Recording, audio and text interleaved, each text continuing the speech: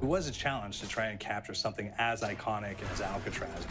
You know about this. This is arguably the most famous prison in the world, and now you're in it. Just the space, the physicality of it, because it's quite claustrophobic. When modern-day prisons are designed, they really consider not intimidating people or making the spaces, as least stressful as possible. Well, Alcatraz didn't suffer from those restrictions.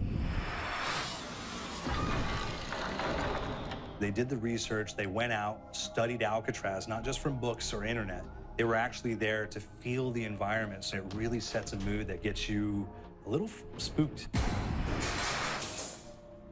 Well, we kind of started with the base layout of Alcatraz. The entire island we ended up roughing out in kind of a white box form, and then figuring out what play spaces we wanted to use out of that, what would be the most interesting areas to play in, and the connections between spaces, and spaces that the public doesn't necessarily get to go into. We really did a lot of pushing to really enhance that psychological horror aspect that we're really looking for. And this is a really good opportunity to really tell something special. Like I got stuck right through the gates of hell! This time around, I feel like it's been identified that there are these side missions that you're going to go out and try to accomplish. Al and the rest of the groups put together this escape plan, but the point is to get the parts and assemble this plane so they can get off the island. We did something new for the first time. We have actually contextual music that goes off. So that's a first for zombies. And it's all based around this horror thriller aspect.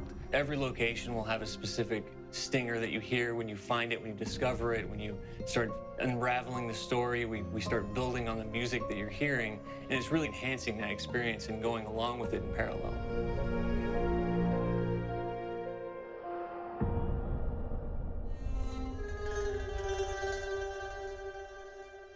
Because we wanted to embrace this kind of horror thriller element, we wanted character actors, guys who could really embody someone and then convey emotion. So that's why we went for guys like Ray Liotta, getting in that kind of guy, we wanted a frantic nature. So he plays a character called Billy Handsome, who's this kind of psychopath who would be employed by the mob to kill people in interesting ways.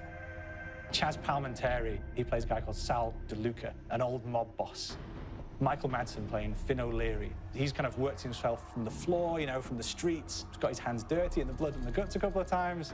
And then we had Joe Pantoliano, and he plays Arthur Arlington, who's nicknamed the Weasel. Those guys, they bring a quality and a subtlety and timing that you can't really identify or try to recreate. Bring it on, dirtbags! You start off in the afterlife mode, and that's just going to be what's going on. You're going to try to solve the mystery from the second you start. Afterlife, to me, brings a new element, like a new puzzle element. It forces me to think a little bit more or look for the clues or kind of think of zombies on a slightly deeper level. You see clues throughout the map that tell you, ooh, perhaps if I'm in the afterlife, I can interact with this object, or there's some puzzle going on here that I need to be in the afterlife. Back east, I whacked a dirty dentist with one of these. Took forever, too. Alcatraz has a Civil War kind of fort background before it turned into a penitentiary. And so we had this kind of backstory, the idea that the warden would have collected Civil War weaponry. One of them is a blundergat. It's a fictional weapon, but the idea of the combination between a blunderbuss and a Gatling gun. And possibly, there might be a way of upgrading it to a more fantastical weapon that the players may find.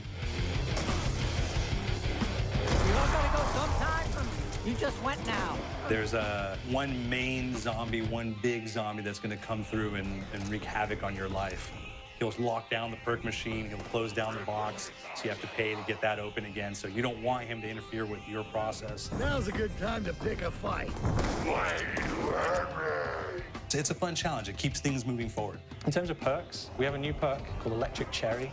When you reload, it gives a shock around you, which scales over time. Who's asking for it, greaseball?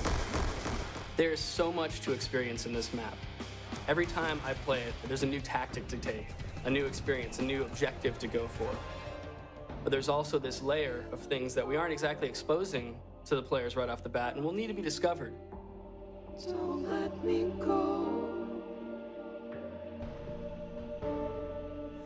Is it the calling we hear? We've got the undead in there, we've got these historical elements, and these fantastic actors all seem to be with peace with each other in this kind of same world. So it's magical, and our team is incredibly excited by it.